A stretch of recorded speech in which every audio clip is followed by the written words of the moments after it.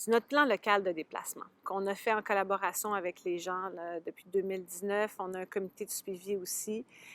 Et on le disait tout à l'heure, là, build it and they will come. Sûr que si on construit une autoroute, on va avoir plein de voitures. Si on construit une piste cyclable à côté des écoles, bien, on a plein d'enfants qui vont à l'école en vélo. Si on construit des passages piétons, ou plutôt des promenades, hein, on va dire ça, piétonnes agréables, bien, les gens vont venir marcher. Donc, ça, c'est vraiment la façon dont on veut fonctionner. Donc, de mettre les infrastructures en place dans la rue, donc de faire plus de place. En ce moment, il y a 1,2 de l'arrondissement qui est réservé au vélo. C'est quand même vraiment peu. Par contre, on est à 19 pour les piétons, ce qui est pas mal. Donc, vraiment d'accentuer les infrastructures dans la rue, d'avoir aussi des équipements. On parle de Bixi. On parle de Communauto. Donc, cette semaine, notre Communauto va ouvrir un très grand territoire dans Cartierville avec les Flex. Donc là, on donne des outils et des équipements aux gens pour aller vers la mobilité durable et pour des changements d'habitude, parce que c'est beaucoup ça aussi, des changements d'habitude. On a, dans l'arrondissement, reçu un financement de 1 million de dollars du gouvernement du Québec, là, justement du ministère contre les changements climatiques. Et, en fait, oui, c'est ça. Pour la lutte au changement climatique, là, je pense que c'est ça le nom du ministère.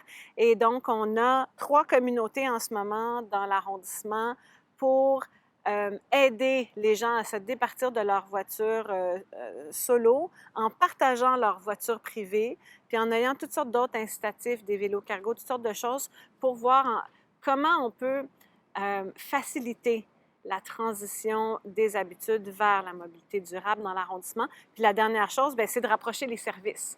Hein, de rapprocher les services puis d'en avoir un peu tout. Donc, vraiment d'avoir des beaux parcs partout qu'on puisse aller voir. Puis la bibliothèque, par exemple, bien là, on a un projet de bibliothèque dans l'Est.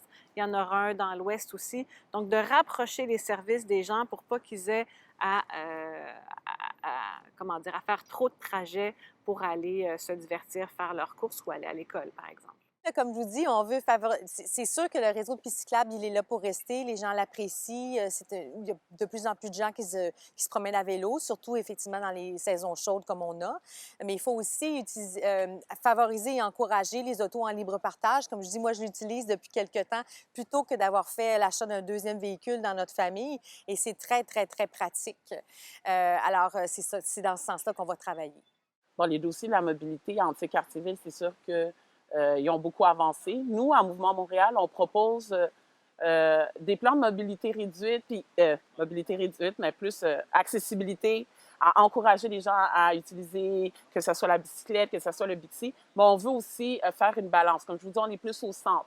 Parce que moi, sur le terrain, cet été, j'ai beaucoup entendu de résidents qui m'ont dit qu'il y avait beaucoup trop de pistes. Ce n'est pas nécessairement des gens qui sont en automobile. T'sais, moi, j'ai une auto, mais j'ai aussi une bicyclette. Fait que là, c'est comme si on me demandait de sacrifier l'un puis d'utiliser juste l'autre. Fait que nous, notre plan, c'est vraiment d'y aller, de doser les projets de mobilité, de ne pas y aller à l'extrême, comme on voit avec l'administration présentement sur le terrain, mais de doser. Parce qu'avec un enfant ou 3 enfants, oui, on peut faire quelquefois des activités avec sa bicyclette, mais est-ce qu'on peut faire des courses avec tous les enfants puis la bicyclette?